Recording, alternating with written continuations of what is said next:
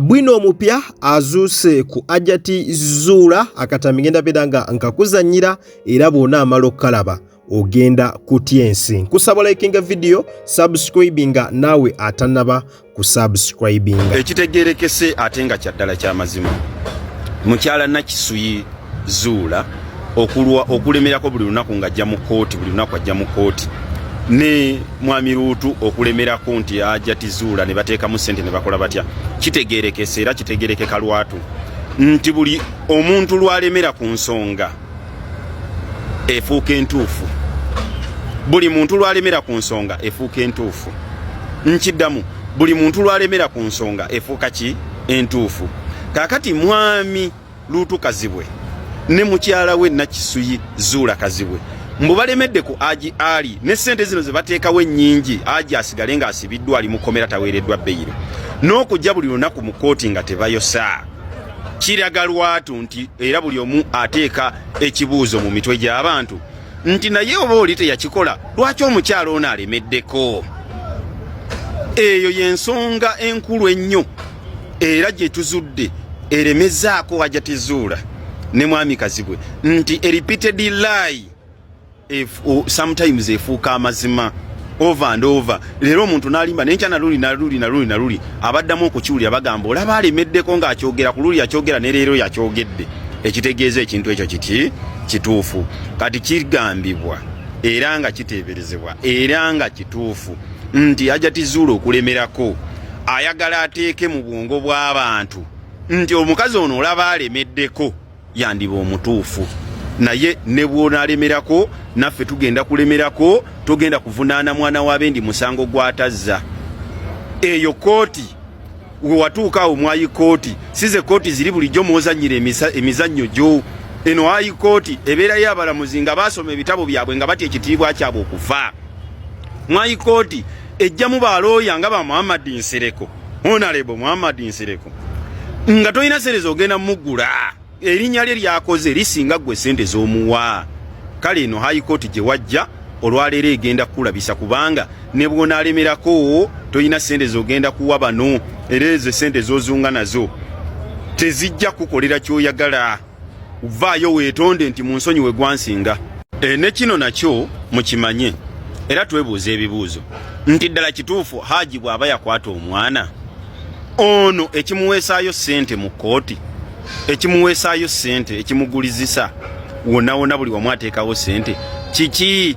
Lwaki mbeera ki ereeta embeera eyo okugulirira na buli wamu? Kuba ezo miliyoni za 5 ezagambiddwa nti zireeteddwa zabadde zigenda kukola ki era zaaki? Ekikuleetesa ssente mu nsonga eno nga ddala oli omusango yaguzza kiki? Wajja kunoonya bwenkanya. Leka abantu baveeyo nga bwe bavayo ku Haji Ali nga baleeta obwenkanya nga bayamba awatali ssente. Twebaza abo bonna abayambye awatali ssente nga bali ku mwoyo gwa ggwanga nga bakola ekituufu Haji Ali afune obwenkanya naye nga tebaweereddwa ssente. Gwe kikuweesaayo ssente ng'ate gwe wanoonya obwenkanya, gwe wawaaba, gwe ayina buli kimu, gwe ayina embeera yonna, lwaki ate owaayo ssente? Era lwaki n'okutuuka essaawa zino okyalimeddeko ogulirira ki ng'ate gwe mutuufu? Ekintu ekikuweesaayo ssente kyekyaki ng'ate gwe mutuufu? Leka amazima geeyoleke. Kati baganda bange mwenna abakomplaininga nsaba ku kino tukkirize nti twebaze Katonda omusango gwa Haji Ali gumenye likodi. Olaba emisango gino egya capital offense si gwe musango gw'ogamba nti buli lunaku gujja kubeera mu kooti. Ne twebaze Katonda awadde abo bonna abali mu musango obuvumu n'amagezi okukola kye balina okukola. Embeera yonna eno eriwo, musango guno tukkirize nti bagututte bulungi era bagukutte bulungi. Tubeebaza bonna abagulimu nti mwebale kukwata musango guno bulungi. Lwaki? Kakati kano kakusoma era tukayige nti emisango gya capital offense abantu bano gye bayitamu okwavuwaza n'okubba abasajja abagagga. Lwaki? Nti omuntu yenna wakuwaabira omusango gwa capital offense tosobola kugwejjamu nti guyita mu mbeera nnene nnyo enzito engumu. Nti capital offense osooka n'ogenda ku limandi myaka 6, myaka 7, mwaka mulamba myaka 2, ekitonde ennyo myezi 6.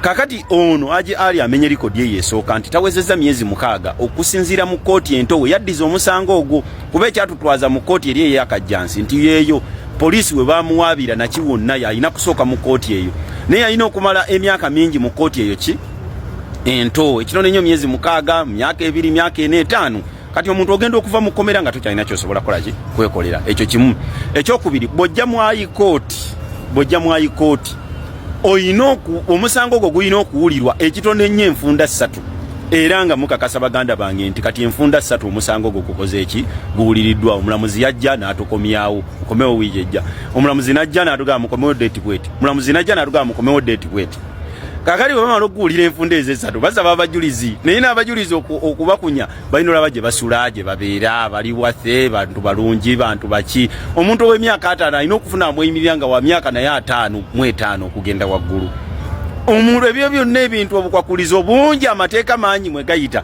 naye nga bazitoya nnyo omusango ogwo ogwa capital offense nti otemyeko omuntu mutwe okutta omwana wo okoze biki emisango ekasowulira nti capital offense baguzitoya abantu baleme kuguzza buno ensonga bwezityo weziyimbiridde side zeeyo oyo gwofa kulaba ye mukulu Jeno Bitokote ate nga yimuko wa Haji Ali y'omu ku basajja abatandikira ddala ensonga zino ez'okubeera nga mwana tumbo balabisa Ajati Zuula gwamanye ensonga zino zonna gye zaatandikira osobola okunjulira nti ddala n'omusajja y'omu ku baatandikira ddala ensonga zino ne babeera nga bwe batyo batandika okwanika Ajati Zuula mawulire lwakuba mwali mututte ekifaananyi kiri ekyasooka nti Haji Ali ye mubi era ye musobya naye omusajja ono lwe yasooka okuvaayo awo amazima ne galyoka gategeerekeka nti ne weewaawo ne Ajati Zuula yandibanga naye si muntu mulungi nnyo gw'oyinza okugamba nti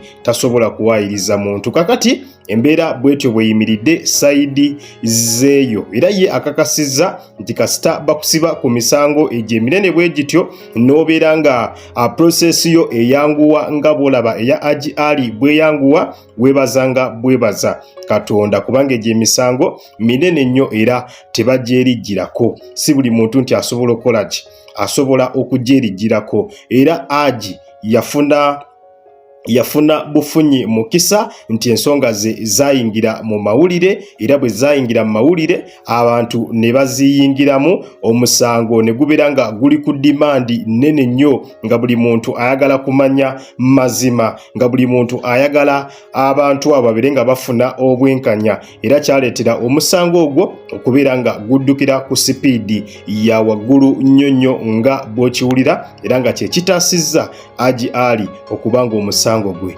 process eyanguyemu ko gy'emisango gyo nga bwe mukimanyi tegyerijjirwako so embeera bwetyo bweri side zeeyo naye nga lunaku lwanca Haji Ali lwasuubirwa okubeera ng'agenda kukomawo wali ku High Court tusobole okwongera okuwulira oba ddala beyiro enaamuweebwa oba nedda naye ng'essuubi ku ttiimu Haji Ali ly'essuubi liri waggulu nnyo era balina essuubi ti olunaku olw'enkya omuntu waabwe weewaawo bandifulumayo naye bandikomawo naye bandimuwa beyiro olunaku olw'enkya kusaba busabi ttiimu Haji Ali era mwongere okubeera nga omuntu wammwe mumuteramu essaala nkimanyi muzze nga mumusabira naye ne kati essaala muzongereremu ddala amaanyi ate olunaku olw'enkya omulamuzi aleme kubeera nga amwongerayo nnaku ndala nga bwe mukimanyi nti tunaatera okubeera nga tuyingira akaseera ak'abalamuzi okgenda mu luwummula kati bwe bagenda mu luwummula kitegeeza Haji ne Christmas ebeera ejja kukola ki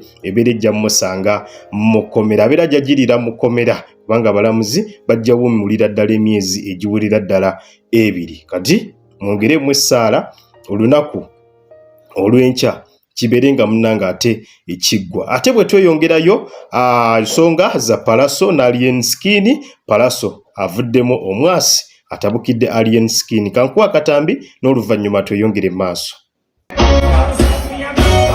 Tono just mitwe minene wali abamunga just mitwe minene wali abamunga baboza mu banene ngabatono nyona tali wange bawusi batamugira banene akole mitono takola minene ebyo kuba basawo misango minene bajja kukwata okubira banene ngabali naze minene kimeze bamukutenga tesi munene kimeze bamukutte amani banene kimeze bamukutte tesi munene kimeze bamukutte kimeze bamukutte kimeze bamukutte ayisa abanene yakubeera. Ensonga nno bwe zityo bwe ziri nga bw'ozirabye. Omukulu Pallaso ayitidde mu kuyimba n'abeera nga bw'atyo atabukira Alien Skin. Kinajjukirwa nti Alien Skin bwe yakwatibwa Pallaso yavaayo n'abeera nga agamba poliisi nti kye mwakola kikyamu nnyo. Alien Skin abeezaawo abaana bangi nnyo, mwandibadde mumuta oba mwandibadde temumukwata. Kakati twali tusuubira nti Alien Skin bw'anaava mu kkomera ajja kubeera nga asanyukira ekyo Pallaso kye yakola okubeera nga yamuyiirawo omubiri. Wabula ono olwavaayo yagamba Pallaso yali anoonya masannyalaze, yali amweripako kusobola kubeera nga amuyitirako, kusobola kubeera nga ayitawo naye ng'ayitidde ku Alien Skin. Kati embeera bwetyo bweri yakuyisiŋŋanya bigambo kamusubire Pallaso ye mumwerabiddeko lutalo lwa kuyimba kati. Olutalo lwabwe lwaviira ddala mabega eri kumpi nga Pallaso amaze okuba Alien Skin